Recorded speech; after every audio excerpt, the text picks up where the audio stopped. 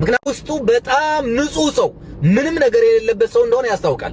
ምክንያቱም አንድ ሰው አይተን ዝም ብለን ማየት ማወቅ እንችላለን። አንድ ሰው ምን አይነት ሰው ሊሆን ይችላል? ከንግግሩ፣ ከድርጊቱ፣ ከምኑ ከብዙ ነገሩ፣ ከሶሻል ሚዲያ አመጣጡ ከመጀመሪያ ጀምሮ እስካሁን ሰዓት ድረስ ምን ይሰብካል፣ ምን ያደርጋል፣ እንዴት እየሆነ ነው ትታዘባለህ እንደ ሰው። እና ምንም ነገር የሚያውቀው ነገር የሌለ አይነት ልጅ ነው።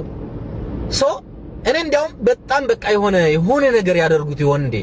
እንዳው እግዚአብሔር ይርዳው ይሄ ልጅ እግዚአብሔር ይጠብቀው ነበር ስል የነበረው። ምክንያቱም አንዳንዴ በጣም ብዙ ሰው ሲወደን፣ በጣም ብዙ ሰው ሲያደንቀን በጣም መጠንቀቅ አለብን። በጣም የምሬን ነው የምላችሁ። አድናቂ ሲበዛ፣ ወዳጅ ሲበዛ፣ ሁሉም አዶና የሚል ከሆነ ትንሽ ለዘብ ማድረግ ያዝ ማድረግ ያስፈልጋል። በጣም እንትን ውስጥ አይኑ ውስጥ የገባ ሰው በጣም አደገኛ ነው። በተለይኛ ሀገር ላይ በጣም አደገኛ ነው። የእውነቴን ነው የምላችሁ። ፈጣሪ ድረስለት። ያው እንግዲህ አይ ቲንክ ሁላችሁም ያው አይታችሁታል። ልጁ ውስጡ ንጹህ እንደሆነ ያስታውቃል። ፈጣሪ ድረስለት።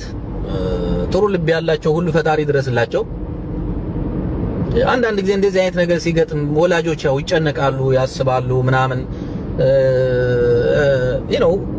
እሱ ደግሞ አይ ቲንክ የሆኑ ልጆች ህፃናት ልጆች ምናምን እያሳደገ ይመስለኛልና ከሱ ሱሪ ያሉ ልጆች ምናምን አሳዝኑኛው። የእውነቴን ነው የምላችሁ። ልክ አንድ ሰብአዊነት እንደሚሰማው ኢትዮጵያዊ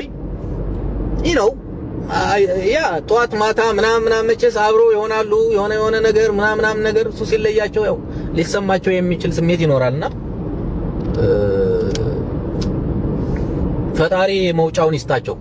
እኔ እስር በጣም ነው የምጠላው። እኔ እስር ወጣት ሆኖ የሰው ልጅ መታሰር የለበትም። በቃ እስር ቤት መግባት የለበትም።